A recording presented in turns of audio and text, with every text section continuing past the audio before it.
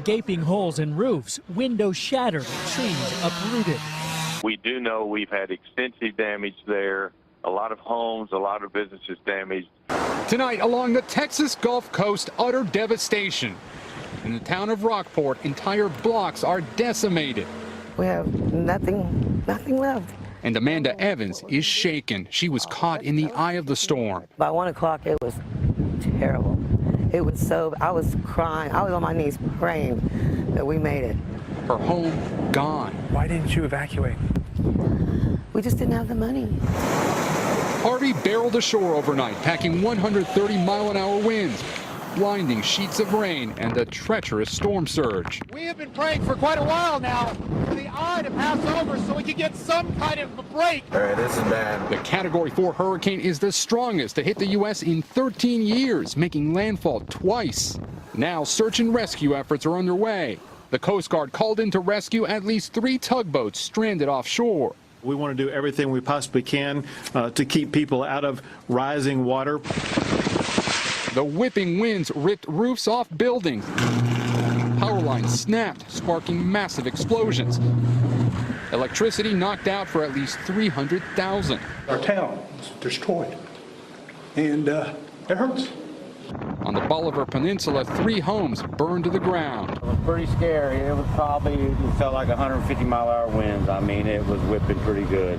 KXAN meteorologist David Yeomans rode out the storm at this Rockport hotel, designed to withstand a Category 5 hurricane. But overnight, an entire wall collapsed. The owner's a little nervous because half of the building's apparently missing. We're just taking our first look at it. Incredibly, no one was hurt. You can see the town. Today, the hotel's manager showed us a view he never expected. This would have actually been the wall that you can see that is still literally hanging.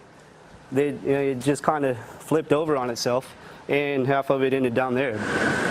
But the cleanup can't begin just yet. Harvey has already dumped several months' worth of rain on the region, and the storm is far from over.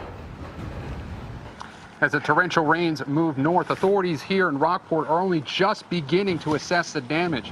Texas's governor says more than 1,000 workers throughout the state are now involved in search and rescue operations. You were in Rockport when the storm hit. Can you tell us what that experience was like? It was frightening, terrifying. The winds were just absolutely brutal. It was like a whiteout. Almost, I have to compare it to a blizzard. The visibility was zero. At times, the wind was blowing so hard it was picking up water off the ground, throwing it, and then rain mixed with leaves and tree limbs and street signs, roofs. I mean, you name it. It was coming through the air like missiles. You've covered numerous storms, Brendan. How does this one compare to the ones you've covered? Well, as far as the ones I've been in the eye of, this was the most intense. The damage path is not, widespread like Katrina was, but for a small area, you're seeing some similar stuff, some major flooding, houses completely leveled. It looks like a very large tornado came through there. It's the best way I can describe it. It's just absolutely devastating for about a 15-mile wide stretch. We're looking at the devastating effects of flooding right now. A man just trying to escape from his car at this point with police surrounding the area. When you talk about flooding, you watch these storms. What do most people not realize about the flooding after a storm? Well, most people think when they hear hurricane, the first thing they're worried about is the wind. But the one thing that kills more people in hurricanes and tropical systems is flooding, whether it be from storm surge or flash flooding. In this case, you got a slow-moving storm. Very powerful storm, which can produce a big storm surge, and of course produces a whole lot of heavy rain, which creates flash flooding. So it's absolutely the most dangerous situation out there when you're talking about 2 different types of flooding, and especially when people don't really have the time to prepare, since it was just, I think with 36 hours it went from like a tropical depression to a Category 4, so they just weren't ready for it. Harvey's already dumped about 10 inches of rain here, and you can see the spillways and culverts are nearing their capacity. As residents here in Victoria begin to assess the damage, the growing worry now is a coming flood.